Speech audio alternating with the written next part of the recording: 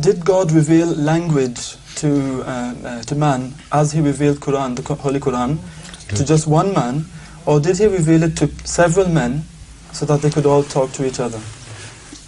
He could not. I think he could, but he may not have taught the language together to so many people. He must have taught, I believe, to a chosen servant of his, the language which was taught to him at an age where he was to be married and grow children, and he could teach that language to his children, and he must have been a leader of a tribe to whom he could teach further this language. So the language was not directly revealed to everybody, because we know this is not the custom of Allah to commune with everyone directly. One trusted servant is chosen by Him, like in the case of all prophethood, wherever it appears. One man is chosen. Although the phenomenon of revelation is also experienced by others to give support to that one man. So that might have happened. But the language, I believe, according to the process of prophecy, as we see manifest itself in the history of religion, language must have been taught to one man. And from him it may have spread to his children, as I have just told you, and also to the tribe, of which he must have been a leader, a sort of leader. He must have been respected by them so that he could teach them this language. Because language to be taught separately and for them to get together to speak that language, that is inconceivable. Right? And this is a very interesting question. And I think I should give more answer to the question than actually you wanted to know. Because this question is related to a sign of the existence of God. There are two theories that man was created blindly by such forces of nature who had no mind. Yet through selective processes, animals were advanced in species, and gradually all their organs came into being, and so on and so forth. Now, on that I have already written, included a chapter in my book specifically to rebut these things. But here I would like to say something more, which you should understand, and all who listen to us should understand. The gap between the animal kingdom, and man, as far as the language goes, is so big that no graduation of learning of language can be shown by the scientists.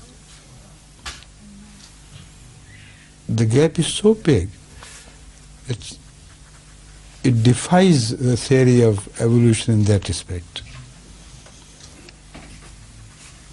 Because if man had evolved to learn a language, any language, then we must have been able to see a long trail behind humans of animals gradually learning their languages and developing them until man was able to take it forward. Like in every knowledge, every branch of knowledge, he has advanced more rapidly than other animals. So it is possible, I mean, theoretically, hypothetically, it is possible that if man had evolved, the language should also have evolved along with the animals. But there is no sign of any evolution in learning of languages in the animal kingdom. search far and wide. Those animals who have learned to express themselves in some manner, they learnt it right from the most ancient samples of those animals. Right from the most ancient times, because when we examine the ancient specimens of those animals, they have exactly the same means of expressing themselves. And this is a universal habit. Lions from Africa, lions from Sundarban of Bangladesh, they speak exactly the same language. Crows of Pakistan, I'm not talking of mullahs,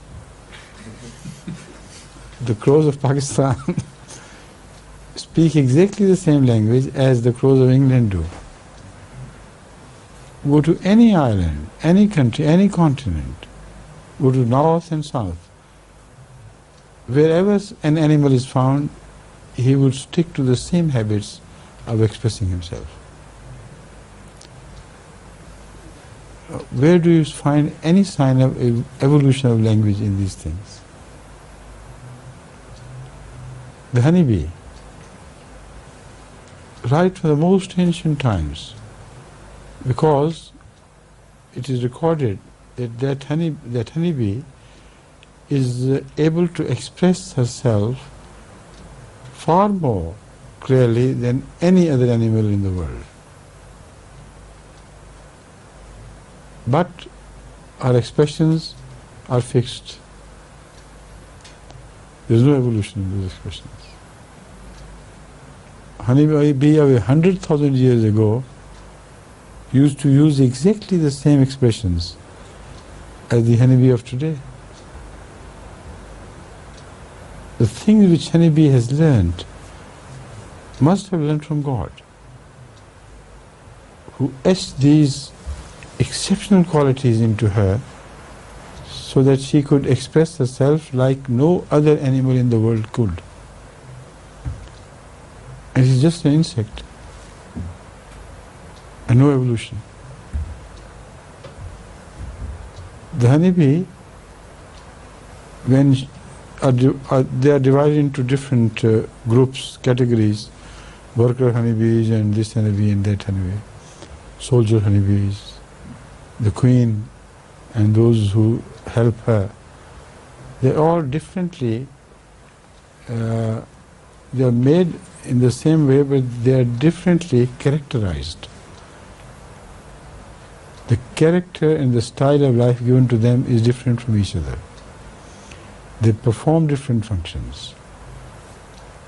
And in the performance of those functions, you see some fantastic things which cannot be found in any other animal of the whole world, in the whole world.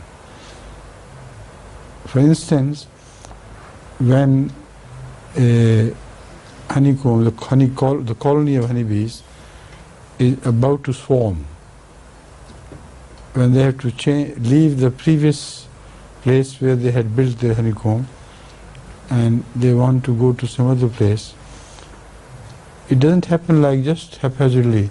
Every honeybee is flying around here and there and seeing which place would be, and then how would they discuss that? How would they know her version is better than the others, and so on and so forth? They keep sitting at the same place along with the honeybee. Not one moves except those worker honeybees whose specific task it is to find out a good site. They spread out and watch for each site. Now when they return, there may be hundreds or thousands of these workers who have spread out and seen different sites. How would they convey what they saw to the queen? That is the question. And how would queen sift the relevant material?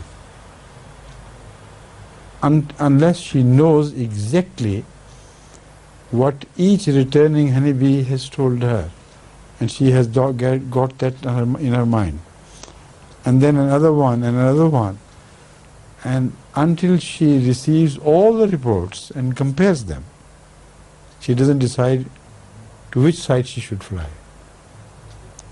Once decided, she makes a beeline for that side and goes straight to that, and all the colony flies along with her and go and start building the honeycomb in the next site.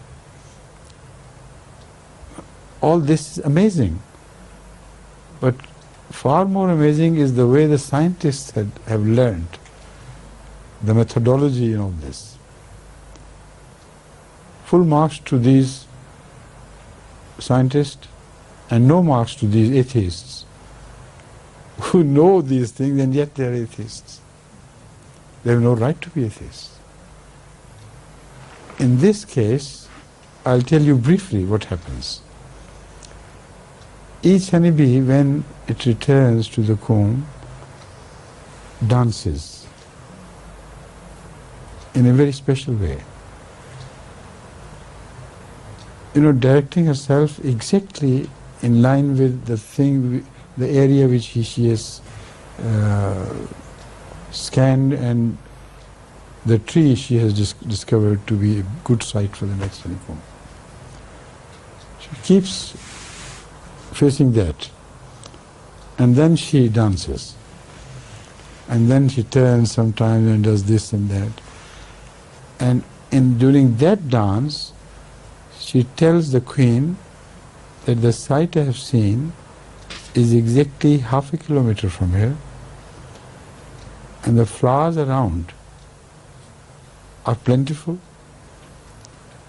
and the site is well protected from outside invaders. And if we occupy that site, perhaps that would be ideal for the next honeycomb to build. Then another one comes. She also makes the same dance, similar dance, and she tells a different direction. And the honeybee preserves all that information in her mind. And she says, no, not in that direction, but say a half a kilometer from that, on the left side or on the east side, there is a rock in which there is a hollow. And in that hollow, if we build a honeycomb, that would be ideal, because close to that rock there are also flowers of this sort or that sort. And then she also informs the honeybee that as far as our predators are concerned, there are very few in that area. And the honeybee says, yes, okay. Thousands of workers, having scanned all the area around, return with their own specific messages, and they're understood. Who taught this dance? And still, the scientists who have learned this art, they cannot understand exactly what the dance conveys. But they suspect that because all the information is conveyed, and the dance is a very specific dance in, technically, it's a highly involvement set of movements. She turns slightly left, slightly right, she flutters her wings in a special way, and then sometimes she turns back and does fantastic things. And the honeybee understands, and at last she has made up her mind. Then I said she goes, in a beeline, straight heading for that site. And all the colonies swarms and goes along with her, and they start working immediately, building the honeycomb, taking all the protective measures and so on. Now, show me one animal in the entire world which has a built-in system of a language which she herself has not made. The whole package is created and somehow entered into the system of expression of that honeybee. Honeybee is the only insect about which the Holy Quran says, وَأَوْحَيْنَا رَبُّكَ إِلَى النَّحْلِ وَأَوْحَى رَبُّكَ إِلَى النَّحْلِ أَنِ اتَّخِذِي مِنَ الْجِبَالِ بُيُوتًا وَمِنَ الشَّجَرِ وَمِمَّا يَعْرِشُونَ. O Prophet, your Lord revealed to the honeybee to search for high trees or mountain rocks or the twining,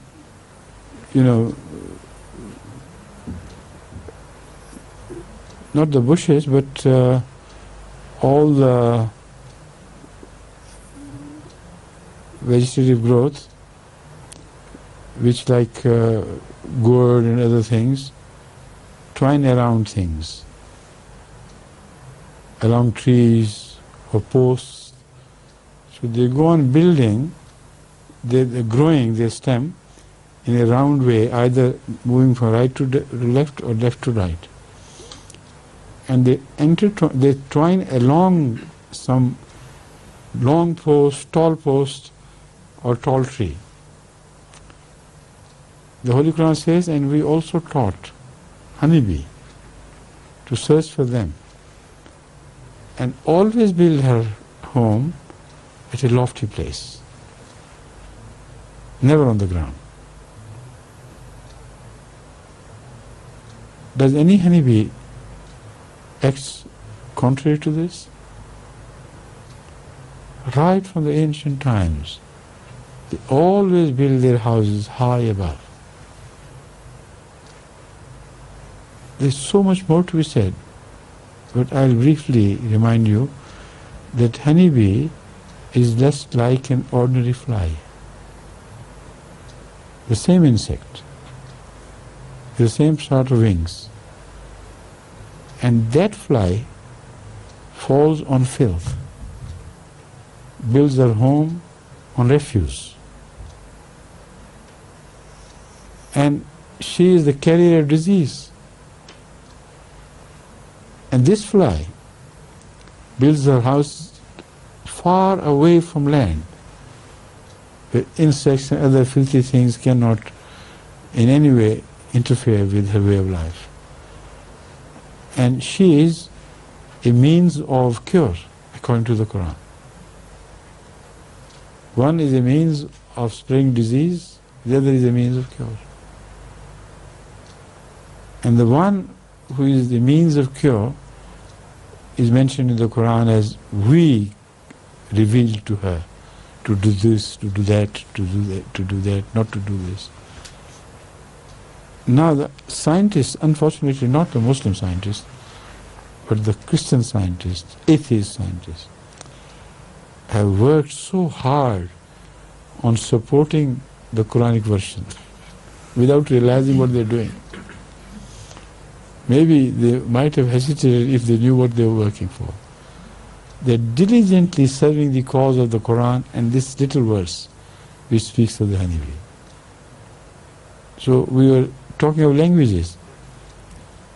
Honeybee is capable of expressing everything she has observed in a manner, as I told you, no other animal can. So this is how God teaches languages. Every animal has her own language, but no animal evolves in those languages which are taught to him. That is the point. So where is the sign of evolution in language? In the entire 1 billion years of animal evolution, there is not a single sign of evolution in languages. The languages are taught and the animals stick to them. That is all they have got. And the languages may be highly complicated, like the language of the honeybee. But still it is a package deal for them. They have not evolved since a million years. They do exactly the same thing. So when Allah says, we taught man the language, the evidence is there. No sign of any evolution in language. God must have taught. And when He taught, then the language began to differ and grow. And they differed from each other and gave birth to other languages, which is also claimed in the Holy Quran. The language was taught because otherwise man could not have communed with Allah. And man could not have taken the final step into a world of meanings which the animal kingdom does not even dream of. They see what they see, and in their own environment they live and spend all their lifetime. But none is capable of realizing what's happening 10 billion apart, 10 billion light years apart, or how the sun is made, how the moon is created, other parts of the earth, the geography of earth, and all the different animals and things. They have no idea, absolutely. Only they see what they confront, and that's all. So it is the language which started all this. And also some other things which the Holy Quran mentions, of course. So the difference between man and the animal kingdom is so wide, unbelievably wide, that it could not have been created by the evolution which is non-existent before it. So it had to be created by Allah. How He did it, we don't know. He does. Right? He also tells in which direction is the mouth of that site, that cave or that opening in the hollow in the tree, hollow in the tree. That which way it is directed and how deep it is. Uh-huh.